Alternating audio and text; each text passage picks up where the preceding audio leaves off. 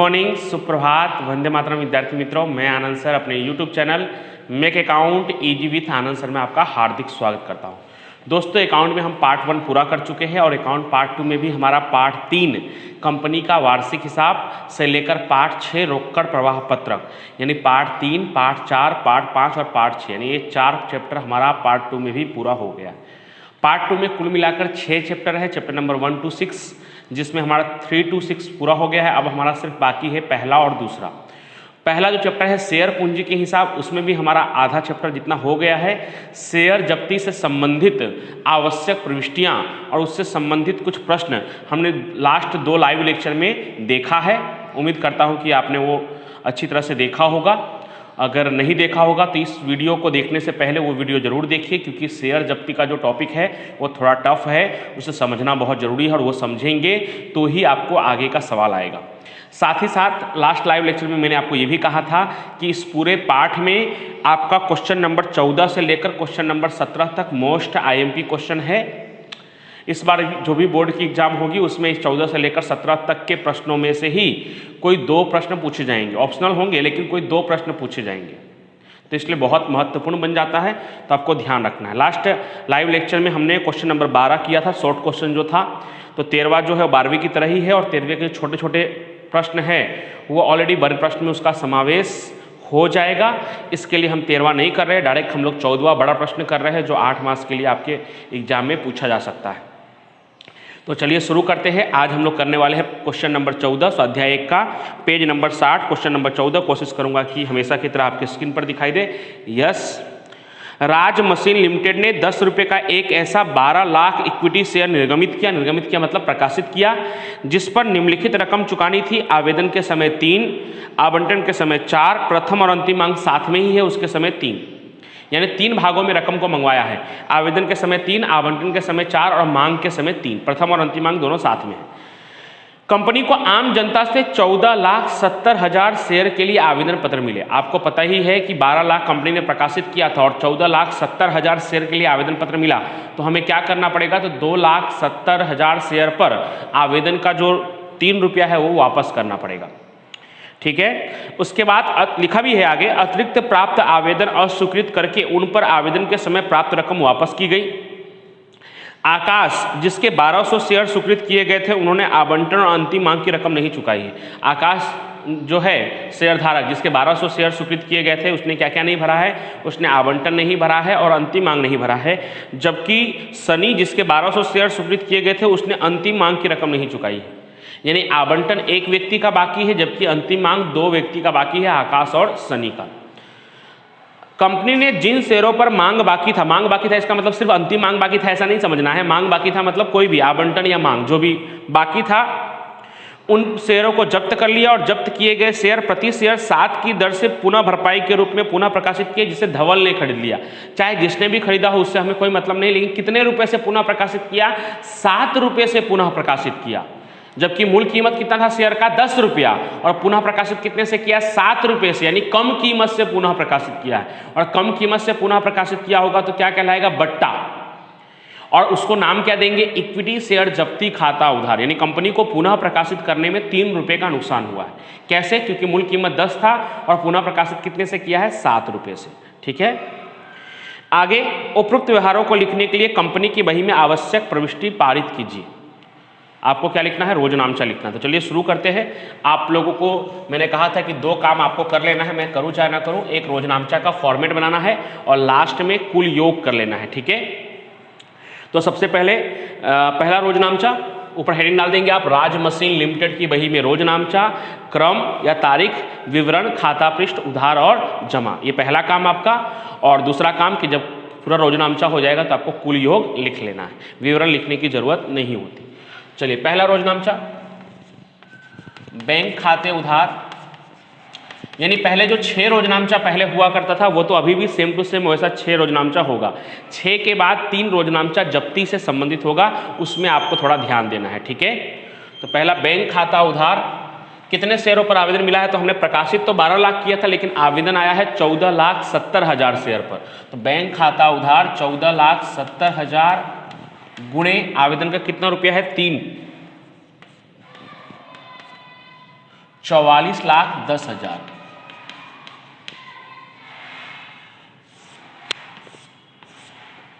Equity share आवेदन खाते का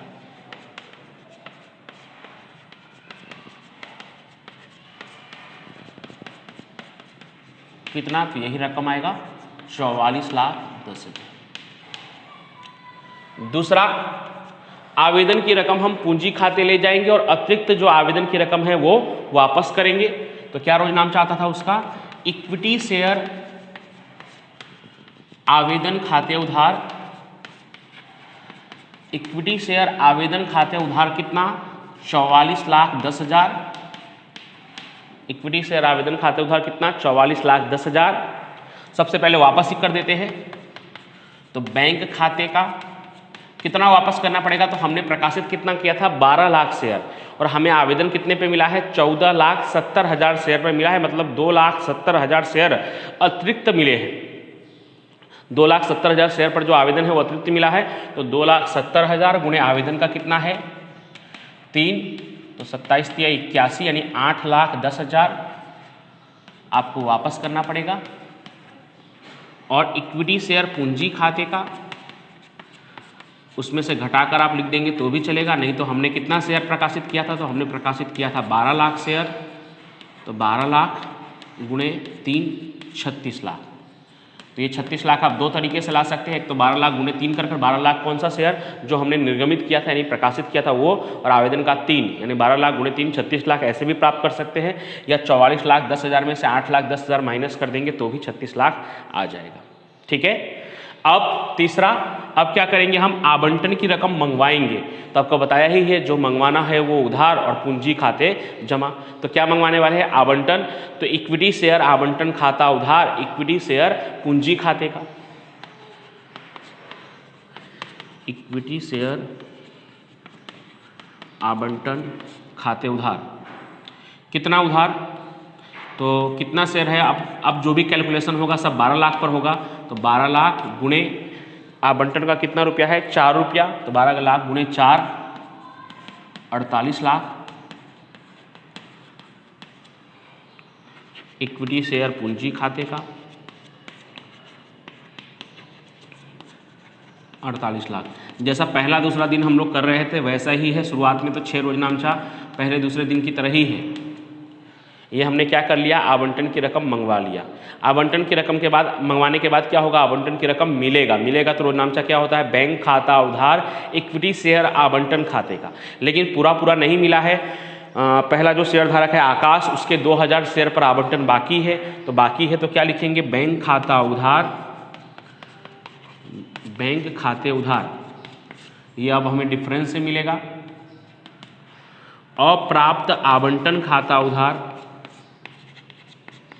अप्राप्त आवंटन खाते उधार, और इक्विटी शेयर आवंटन खाते का, इक्विटी शेयर आवंटन खाते का। इक्विटी शेयर आवंटन खाते का ये कितना होगा, 48 लाख पूरा। अब 48 लाख में से कितना नहीं मिला है, तो 2,000 शेयर पर 4 रुपये के हिसाब से यानी 2,000 गुणे 4 8,000 रुपया हमें नहीं मिला है। तो 48 लाख में से 8,000 घटा देंगे तो 47,92,000 रुपया आवंटन का मिला होगा। कुल मिलाकर आवंटन का हमने मंगवाया कितना था, 48 लाख। 48 लाख में से 2,000 शेयर जो आकाश के थे उस पर आवंटन का 4 रुपया यानी 8,000 रुपया नहीं मिला। तो 48 लाख में से 8,000 माइनस कर देंगे तो 47,92,000। ओके। अब मंगवाएंगे हम लोग प्रथम और अंतिम अंक साथ में दिया हुआ है, तो उसको इतना लंबा लिखने से अच्छा आप सिर्फ मांग भी लिख सकते हैं। इक्विटी शेयर मांग खाता उधार, इक्विटी शेयर पूंजी खाते का, इक्विटी शेयर मांग खाते उधार कितना, तो 12 लाख शेयर जो हमने प्रकाशित किए थे, और मांग का कितना है 3 रुपया, और इक्विटी शेयर पूंजी खाते का,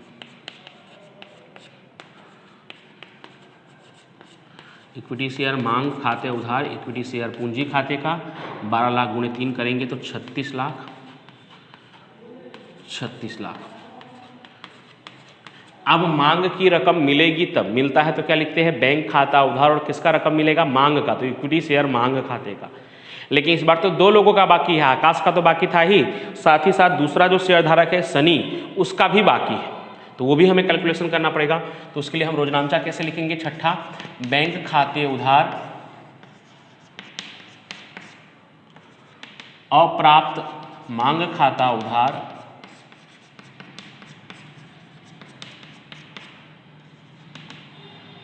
और इक्विटी शेयर मांग खाते का।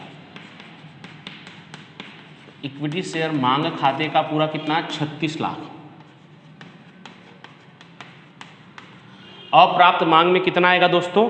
तो आकाश के कितने शेयर थे? 2000 शेयर थे, और सनी के कितने शेयर है? 1200 शेयर है। तो 2000 शेयर और 1200 शेयर दोनों को जोड़ेंगे तो कुल मिलाकर कितने सौ शेयर होंगे? 3200 शेयर होंगे। 2000 प्लस 1200, 3200 शेयर, और उस पर आवेदन का कितना रुपया? 3 रुपया। तो 9600 रुपया आपको मांग का नहीं मिलेगा। कितने में से? 9600, 36 लाख में से। तो 36 लाख में से 9600 माइनस करोगे तो 35,90,400 ये आपको मिलेगा, अंतिम मांग या मांग की रकम मिलेगा। तो नॉर्मली दोस्तों हम लोग ये 6 रोजनामचा शुरुआत के दिनों से ही सीख रहे हैं। आवेदन की रकम मिला, फिर उसका वापस कर दिया अगर अतिरिक्त आवेदन आया है तो, और बाकी की रकम पूंजी खाते ले गए। फिर आवंटन मंगवाया, आवंटन मिला, उसमें जिसका बाकी था उसका अप्राप्त लिख दिए। फिर मांग मंगवाया, मांग की रकम मिला, उसमें जिसका बाकी था उसका अप्राप्त लिख दिए। अब नया टॉपिक, जब्ती। तो हमने कुल मिलाकर कितने शेयर को जब्त कर लिया? तो कुल मिलाकर हमने 3200 शेयर, 2000 आकाश के और 1200 सनी के, कुल मिलाकर हमने 3200 शेयर को जब्त कर लिया। तो जब्त करते समय रोजनामचा क्या होता है? इक्विटी शेयर पूंजी खाता उधार।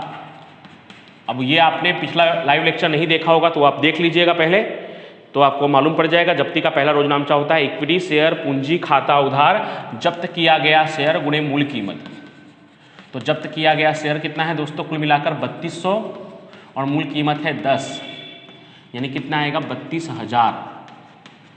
फिर इक्विटी शेयर जब्ती खाते का क्वेश्चन मार्क, ये आपको डिफरेंस से मिल जाएगा। इक्विटी शेयर जब्ती खाते का आपको डिफरेंस से मिल जाएगा। ऐसे आप डायरेक्ट भी निकाल सकते हैं। मैंने बताया है आपको कि जितना उन लोगों ने भर दिया है वो कहलाता है जब्ती, लेकिन उतना करने से अच्छा है कि हम उसे डिफरेंस से निकाल लेंगे।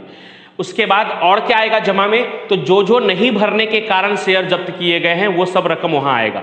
तो क्या क्या नहीं भरने के कारण? तो आवंटन और मांग नहीं भरने के कारण उन शेयरों को जब्त कर लिया गया है। तो इक्विटी शेयर आवंटन खाते,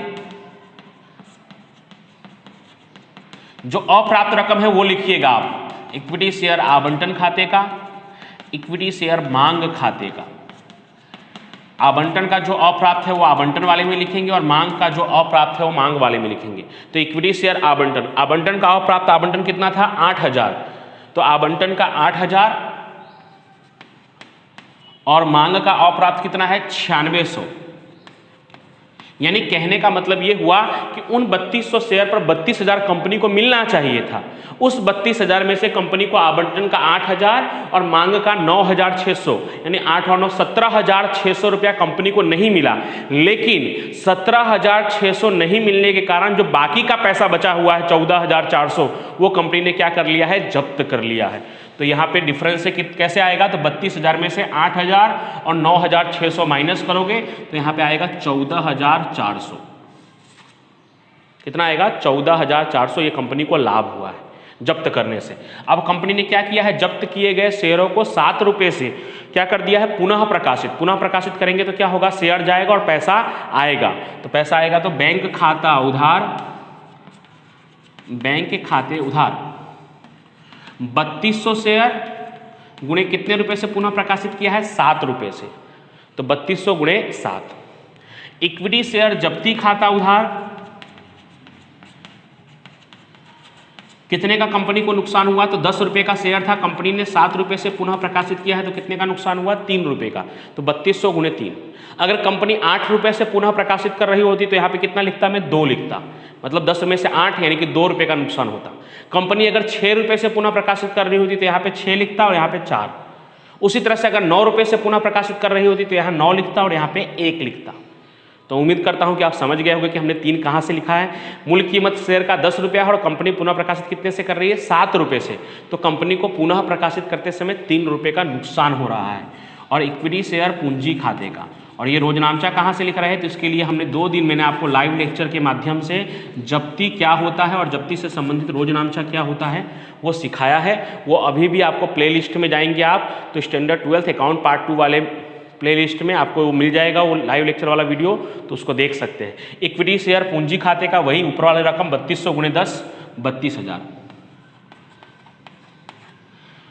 ठीक है, अब सबसे पहले 3200 × 7 करेंगे तो जो 2 0 2 7 14 के 4 हासिल 1 3 7 21 और 1 22,400 और 3200 × 3 करेंगे तो 9,600। 1 मिनट, 2 7 14 के 4 हासिल 1 3 7 21 और 1 22,400 और 9,600 जोड़ेंगे तो कितना होगा दोस्तों, 32,000 हो जाएगा। सही है। अब 9वां रोजनामचा, तो फायदा कितना हुआ है कंपनी को जब्त करने से, शेयर जब्त करने से कंपनी को 14,400 का फायदा हुआ है, जबकि नुकसान कितना हुआ है कंपनी को, तो कंपनी को 9,600 रुपये का नुकसान हुआ है पुनः प्रकाशित करते समय वही जब्त किए गए शेयर पर। तो जब्त किए गए शेयर पर 14,400 का फायदा हुआ है और 9,600 का नुकसान हुआ है। तो 1 नंबर में से 2 नंबर की जो रकम है वो घटाकर जो नेट रकम है, जो शुद्ध रकम है, वो हम कहाँ ले जाएंगे, जब्ती की पूंजी अनामत खाते। तो लास्ट वाला रोजनामचा इक्विटी शेयर जब्ती खाता उधार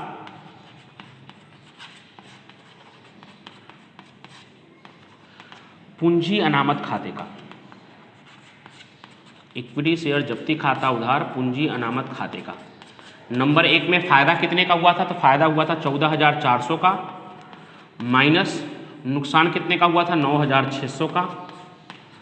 14,400 में से 9,600 घटा देंगे तो 14 में से 9 घटाएंगे तो 5,000 में से और 200 घटाएंगे, 4,800 रुपया आपका फाइनल आंसर कहलाएगा। 4,800।